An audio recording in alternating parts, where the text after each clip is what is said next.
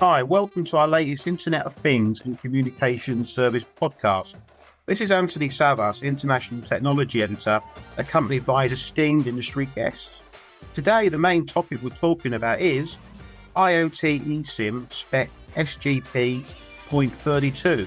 Maybe not a catchy title, but an important one all the same. It's a new GSMA specification which, among other things, increases profile availability, interoperability and security, making managing eSIM devices across different networks easier. That's what it promises. And it enables an almost immediate digital subscriber connection, speeding up the go-to-market timescale, whilst also opening up new opportunities in unreachable markets. Hopefully the guest will actually confirm what I've just said there. Overall, there will be simpler eSIM IoT functionality for most new deployments across multiple sector use cases, such as logistics, smart metering and transport. But we'll also be talking about other key developments in the communication industry, and we'll finish our discussion with some more light-hearted industry news that has surfaced. Today's podcast is sponsored by Pelion. Pelion provides cellular connectivity for any device across any cellular standard, wherever you are in the world. It promises to give you the best data rates across the most reliable mobile networks and put you in control of every single connection. It offers flexible data plans for global cellular coverage across 4G LTE, 5G, Cat-M, and NB-IoT, and that's Pelion.com. To confirm, I'm Antony Savvas. I've been covering the network and telecom space continuously for the last 25 years, working as a writer and editor for leading international technology magazines and websites.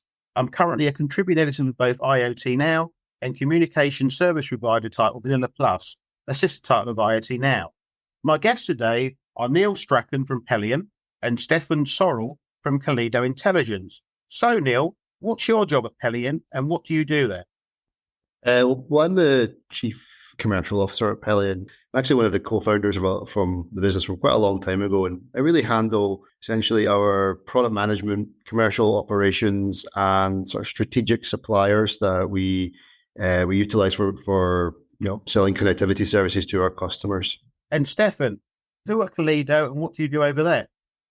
Yeah, thanks, Antony, and thanks for having us on today. So I'm also a founder for a company called Kaleido Intelligence. We're a research firm focused on the mobile connectivity ecosystem. So we look at how things are developing across the roaming landscape, both on sort of business and leisure travel, as well as IoT. And IoT is where my responsibility lies. So looking at what the developments in the market are, especially around topics like eSIM, connectivity management, private networks, and so on. Before we go on to our main topic of the day, discuss the new IoT eSIM spec, we'll talk about something else.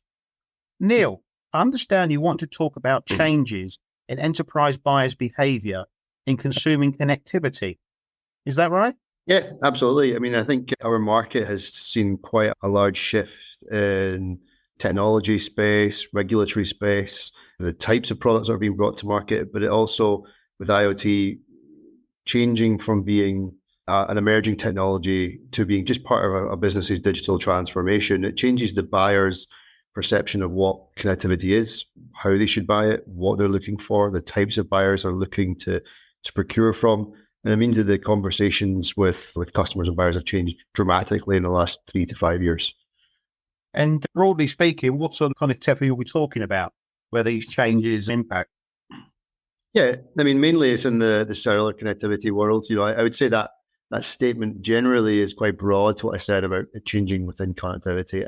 I'd probably agree across all verticals, but for where Pelion play and operate is the cellular connectivity space. So, we provide global connectivity across a multitude of offerings on our platform for, enterprise and OEM clients, mainly located in Europe and North America, who are deploying globally. So, we've seen a lot of buyers coming to us from technological change, such as 2G or 3G sunsetting, low power wide area networking being deployed en masse, 5G becoming more available. And as these new technologies come around, you find new products being launched, new business lines being created with different personalities and buyer personas, essentially. So I like to sort of say that the SaaS world, like Salesforce and large SaaS businesses really brought ahead the modern day sort of product management function. And then you look at the IoT world, or maybe OEMs or manufacturing worlds, the buyers used to be operational people, they used to be cost focused financial people, or maybe even a technical buyer who's been tasked with fixing a problem. And now we see it be much more product led buying decisions, which really take into consideration not only the technology, but the regulatory reasons for what countries are deploying in, longevity of the products, the operational costs, and managing it in a sort of P&L fashion that a true product manager would look at as their deployment. And those conversations really have changed towards broader topics, security, understanding how to manage security en masse for long-term deployments, rather than maybe 5 years ago when someone would say, I want to connect 10,000 things, give me a price, and then they would worry about everything else later. So, Steffen, what Neil's saying there, is that what you're seeing in the market as well? Yeah, I think, and I hope Neil will agree to me, I think it speaks to, how the enterprise buyer is changing. I think what we're seeing is an increase in the level of sophistication and understanding that enterprises have of the market. So, for example, Neil talked about regulation as a key aspect. We've recently, and Pelion was one of the sponsors of this, conducted a very large enterprise survey of IoT connectivity among enterprises, 800 different enterprises from 5 different verticals responding. And when you look across the verticals, so you've got transportation, you've got energy and utilities, you've got in manufacturing, healthcare, smart cities, every single one of those verticals. When we ask them things like, what are the top 5 factors? What do you look for in IoT connectivity? Every single one of them put so that they wanted to ensure that if they had a multinational solution, for example, it had to be safe in the long term from regulatory or commercial restrictions. So they're really thinking about, ensuring the longevity of their deployment, ensuring the financial viability of that deployment, because, if that regulation changes 3 years down the line, you've got, suddenly change contracts, swap a whole load of SIMs out. That's an enormous cost. And that's one of the big reasons, I think, what we've seen in the past that, you see all kinds of stats about what proportion of IoT projects fail. And a lot of that, I think, is related to the connectivity itself. And I think that's one reason why these enterprise buyers are coming in and thinking about connectivity at a much earlier stage than they were perhaps maybe 4 or 5 years ago. So, Neil, is price a major factor here, or are customers also considering things like scalability and flexibility too?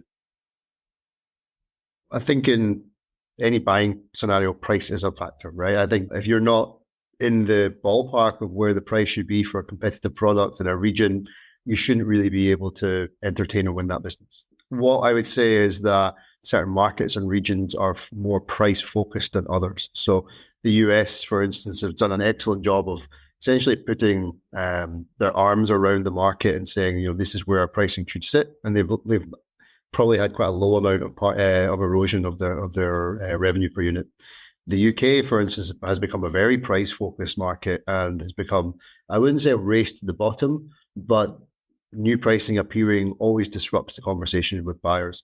And we see that a little bit in Europe as well, and there are disruptive models coming out that change that. But generally, when we see that conversation with customers, price isn't the buying decision. Price is more of a gating conversation of, are you actually a competitive player? Can you back up what you say you do?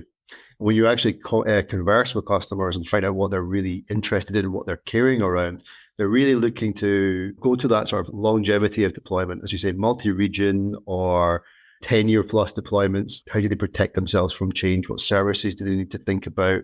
Do they need a sort of consultancy style approach to guide them to selecting the right tools and what they do? But then also looking at custom support packages, device onboarding, provisioning, maybe the hardware itself, security solutions that will enable secure transit from A to B. And these are all key components that are not thought about from a price perspective. They're always layered on as the value add on top of that to understand how to really allow them to differentiate their product and service to the market by backing their supply chain with a really effective connectivity player. So, Steffen, are there going to be continuous changes in buying behaviour for the foreseeable future, or will things slow in that regard, maybe in the medium term? You mentioned some research as well before That was interesting. But how do you actually see these changes evolving over the medium to long term? I think ultimately what the buyer is looking for is, first of all, what we just talked about, that long-term reliability of any solution that they're purchasing. As Niall said, price is always a factor, but it's not the biggest factor, especially, we're seeing a commoditization of the baseline connectivity across the industry now. So there are a lot of other factors that come into play. First of all, there's that long-term reliability. And I think one of the critical things that is starting to come into play, and we've seen that over the last couple of years, we've done these enterprise surveys, is that ultimately enterprises are struggling with navigating the complexity of the industry. When you look at, for example, automotive OEMs, it's not uncommon that they have to go to many different suppliers in the market to support their rollouts on an international scale. And that makes things hugely difficult to provide a homogeneous service. So, one of the key things that stood out from this year's survey was the fact that a lot of enterprises feel they have to go to many different providers to secure those international deployments. And then they're looking at different contracts, different SLAs, different platforms, different integrations. And this is not directly linked to the price, but it all adds up. It makes things more expensive. It makes things more time consuming. But ultimately, I think really the goal and how we'll see that evolve is that buyers are going to look more and more towards providers who can help them manage several different things along the chain, smooth that path to actually getting their devices out into the field and start generating revenue. And Neil, appropriately, perhaps a service provider question. I mean, how are service providers addressing these customer demands? And are some of them having problems in satisfying customer needs? Yeah, I mean, if you look at if the traditional buyers, the incumbents are like mobile network operators, right? Going to a Vodafone, a Verizon, a Deutsche Telekom. And what we find is for complex multi-region, multinational deployments, as Steffen said, the end user has to take a plethora of agreements, different platforms, SLAs, support systems, everything. It becomes a total cost of ownership becomes quite high very quickly. What we see is that actually mobile network operators are actually slightly stepping back. Well, some of them are stepping back from the direct enterprise IoT, moving to supporting wholesale MVNO style relationships in a more aggressive fashion, because the buying behavior in the IoT market is slowly shifting towards MVNOs like Pelion first, because of the ability to offer a broad suite of agreements to a single engagement, single platform, even single account manager, right? Is a key thing for customers as well, to build a really good relationship. In terms of the actual benefits to that, is MVNOs traditionally have been a lot more agile, faster to adapt to change in the market, adopt new technologies a lot faster and quicker, and really provide a really quick route to market for buyers. And when you have a rigid model that is typically slower, like an operator, it's really hard to put that one size fits all approach to an IoT market.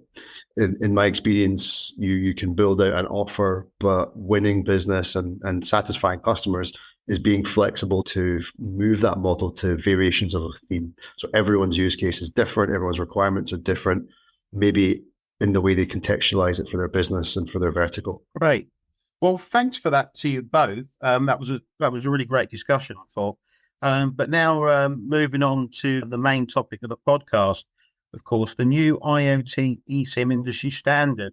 I mean, opening up, maybe Neil, you could explain to the audience, what is it and what are the main changes for our audience to consider in broad terms? Yeah, I think eSIM as a standard has grown up massively in the last 5 years. It's become a prolific technology that almost every consumer connected cellular device is trying to utilize now moving forward, Apple iPhones, etc., as well as any long-term deployed device trying to, in the IoT sector, utilizing eUICC, which allows it to protect itself from change in the market by being able to remotely download a new profile and change it from one operator to another. So those two standards have been built independently over the few years that suit two different markets. One really for the machine-to-machine and IoT market that suits a more dumb device where it's more power constrained, it doesn't have a user interface on it. And then the other to where it's more like a consumer phone, tablet, or laptop has the ability to interact with a service and select what it wants to download and work with. So it's push versus pull. The reality around that is that, again, if I go to variations of a theme, every device needs something different. In the IoT market, what we found is that devices want to be able to pull down the profile they need, because they're actually the things that are inside the local environment. So rather than having a cloud server saying, you've landed in Europe, I would like you to download this profile, the device is saying, hey, I'm inside Germany, this is my signal strength, this is what I can see, this is what I need to be able to operate effectively at the right model. And the IoT standard is essentially bringing together the best parts of both M2M and consumer standards that were developed over the last 5 to 7 years into a new modern standard that will really allow OEMs to deploy a single SKU and manufacture in a much more simplified manner that will allow the devices to have a broader suite of agreements, a suite of relationships to take advantage for in a more elegant fashion. Great. Steffen, does anything else come to mind in terms of how IoT services will change in response to this standard SGP.32? And are we seeing any changes already? If not, when? Well, I think, personally, this is quite a pivotal moment in the development of the ecosystem for IoT, where eSIM is concerned, because, like Niall said, it takes the best of both worlds. So what does that mean exactly? So part of that infrastructure that's going to be required and used for the IoT specification is going to use existing standardized elements of the consumer specification. Now, Apple and other phone OEMs have really catalyzed the market for eSIM on the smartphone side of things. So on the operator side, there's been a lot of investment in consumer-based eSIM infrastructure to support those over-the-air downloads. When you can reuse that investment for the IoT specification, it's a lot easier for MNOs to participate in the ecosystem where, perhaps they may have been wary before where the M2M specification was concerned, because the M2M specification is very complex in the way that different components have to be integrated to one another. It doesn't scale very easily. Now, this changes with the IoT specification. It's much less tech heavy, let's say. So you can focus a lot more easily on the commercials and rolling solutions out into market. So it's going to become, on the one hand, perhaps a much more open, competitive environment. And in that sense, will mean from the end user perspective, there'll hopefully be a lot more support on the supply side for eSIM. And just going back to the survey there, I think, one of the reasons that, these enterprises, when we asked them about eSIM, were saying, okay, we're not really sure about it, is because they believe a lot of our operators are only supporting the consumer eSIM profile type. When that changes, they support consumer as well as the IoT eSIM profile type. Then you have a lot more choice in the market, encourages things, and a rising tide lifts all ships, as we say. And Niall, so I presume this is going to be a good thing for service providers. It's going to make your job easier. It's going to, I imagine, going to make the job of making the customer delighted easier. Is that correct? Yeah, I mean, to us, it's not as much as a radical shift, but more just a gradual evolution. For Pelion, we've been singing around utilizing the M2M standard for many years, and we offer UICC profiles from many different operators through our platform. So at the moment we're going through a campaign with a FTSE 10 company to transition 50,000 devices from one provider to another, and it's got 97% to 100% success rate as they go through their campaigns. So we've been kind of operating in this model for quite a while. We've been shouting around having the ability for devices to take advantage of UICC profiles from different operators. And what I really feel is that it doesn't really fix some of the complexity around the multinational total cost of ownership problem that Steffen and I sort of talked about before. Devices going out into the field, and then all of a sudden they pull down a profile from a Vodafone or an AT&T. They're still two different networks, two operationally different businesses, platforms, support ticketing systems, account managers. So it may simplify the devices experience, but I think from the people who are actually procuring, buying, and using connectivity, it still could remain quite complex. And that's that value proposition that Pelion essentially offer, is that we simplify all of this into a single model. So we really want to become essentially the hub of as many IoT profiles as possible for devices to connect and interact with, so that the users and buyers that integrate with Pelion have that full flexibility from a single managed partner. And I think that's the sweet spot that the connectivity service providers start to naturally fall into, to really simplify the user experience as much as the device experience in this. Neil, again, are the actual customers getting wise to this standard and similar standards? Are they more active in terms of taking advantage of these technical opportunities now? Yeah, I think it really depends on the vertical and also the maturity of the buyer. So what we find is that anyone who's really got a device that they're in contact with physically within a 1 to 2 year perspective isn't too concerned about being able to change connectivity profile, because they have an engineer visiting it. So you have in the transport sector, passenger Wi-Fi on trains. In theory, that actual rail carriage is going to be visited by an engineer once a week, right? So you can think about changing it from Vodafone to British Telecom EE if you want to, by swapping the SIM. So that sort of level maybe doesn't too interesting. But when we work in the oil and gas sector, the remote assets, building management, things where the devices are deployed for 5+ years, almost every customer is nearly demanding eSIM or eUICC as a standard to be built into the connectivity they're purchasing.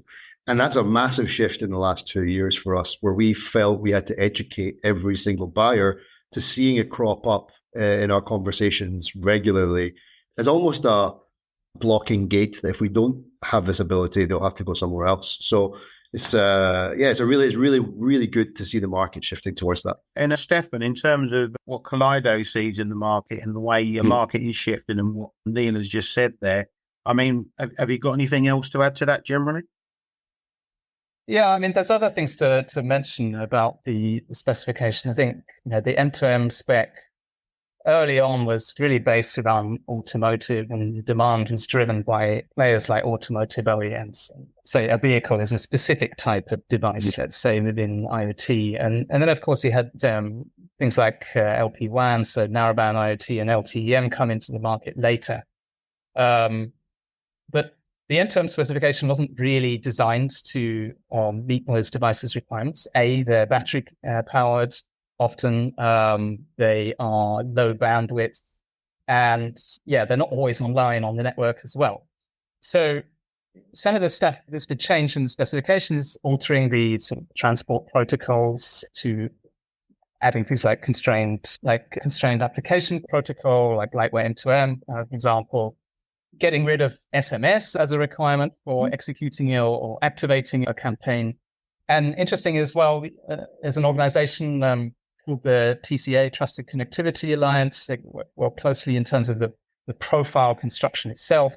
They've introduced an IoT minimal profile, so reducing the amount of data that needs to be downloaded when you're downloading a profile over the air. So what we're looking at now is an ecosystem that was before targeting a specific set of devices within IoT. And now the aim is to target pretty much all types of devices with eSIM across the ecosystem. So, when we look at things like challenges related to regulatory or commercial constraints, and enterprise buyers get wise to that, eSIM is pretty much de facto then, because then you have kind of a fail-safe. Whether you're going to use that over-the-air capability or not is dependent on the buyer, of course. But you will be then safe in the knowledge that, okay, I have a technology that I can use, whether it's now or later down the line. If I run into trouble, I don't have to physically go into some remote location and swap out the SIMs. I can use the capability of eSIM to do that. Excellent. Thanks for that, Neil. Have you got anything to say in response to what Steffen just said there? No, I completely agree. I think what will happen is this is not a new standard to replace everything as well. So, the existing standards I know that we have an M2M remote subscription platform we're probably going to be supporting for 20 years because of our customers that are there, right? Yeah. So investment into those standards is not just stopping, so there will be a continual selection of choice that where for the right use cases, the right types of devices, there's more flexibility to deploy an eSIM and having a more heterogeneous model for deploying devices. Now, in terms of industry verticals, which ones do you see taking off the most in the short to medium term as a result of this standard and other things to come, how the industry involves? I think, I'm sure Steffen can answer that from an analyst perspective because he's all the forecasts. But from our actual business, from what we speak to in our market, it's the industrial, oil and gas, manufacturing and transport sectors are really key into this because their assets are typically being deployed in hard to reach places for long, long periods of time.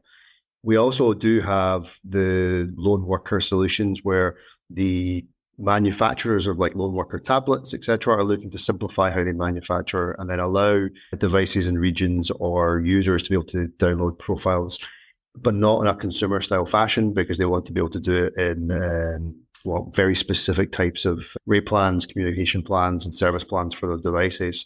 So that we see the crossover into the IoT standard.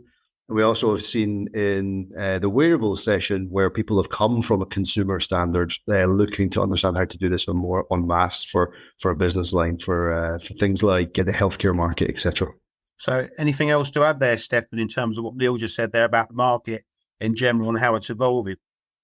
In terms of the industry verticals, I mean, historically, we've seen eSIM pretty much take, the largest chunk of eSIM deployments being taken up by automotive and utilities use cases. But, as I mentioned, under the new specification, you're more easily able to address a broader set of devices. So when you get to a stage where you're putting several tens or several hundreds of devices out into the field, then you start to immediately realize that eSIM makes sense when you're distributing a product internationally. And the risk that comes with that, if something goes wrong without eSIM, is very, very high. This was the case before, and it will be with the IoT specification. It's just that some of those barriers that we've talked about would have been addressed in some manner or another via the new specification. So in that sense, you can certainly see that a broader set of verticals is going to adopt it. But yeah, I mean, we're already seeing, like Niall mentioned, transportation is a critical one, asset tracking, logistics, and so on. Even cases like retail as well as healthcare as well are pretty, what we're hearing is are growing right now as well. So Niall, after the SGP.32, what other industry standards or protocol changes did you expect to see down the line? Or what do you know about, or what would you like to see to actually help the market generally and obviously your customers? So I think SGP.32 is a new standard. It's really not even been deployed en masse yet. So we haven't even tested it with a production live. So even to say in terms of, that standardization is what next, unknown, right? But what I look at in terms of really driving change in the market is the integrated SIM. So we're talking about here eSIM, where we're actually still talking about a physical element being installed onto a device. And I see the path towards integrated SIM or iSIM starting to really actually come to real life now. I mean, a lot of people have been talking about it for 4 or 5 years, but embedding that SIM operating system into an SoC on the physical processor, essentially, or the module, really lowers the costs of the hardware, but then also increases the security of the asset where the keys are stored on the device. That's a really important piece of the puzzle over the next 3 to 5 years to creating lower cost, highly secure devices that, again, will then work with remote subscription provisioning, like the IoT standard, to be able to change the ownership or change who is connected with as well. I think that's a great point to finish at. Thanks for that great discussion. I'm sure there are many important, interesting pieces of information for the listeners to digest. We'll finish today with some more light-hearted industry developments. Steffen and Niall, a couple of stories have caught your eye, or some slight developments. Steffen, there's something about much-needed private cellular education. What can you tell us about that? Yeah, I mean, there's a lot of industry discussion right now around solutions like private LTE or private 5G. Certainly a very exciting area in terms of 5G.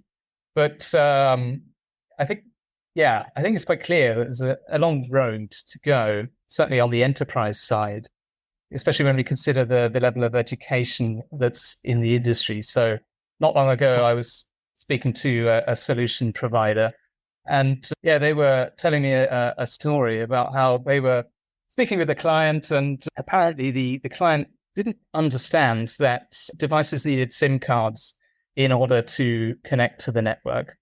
And when we looked at the survey, I think we see similar, perhaps less amusing statistics. But for example, when we asked what are the enterprise main concerns about private LTE or 5G, a significant number, so over 50% of respondents actually reported they were unsure about how secure that deployment would be. And, one of the key reasons behind a private network, of course, is that increased security.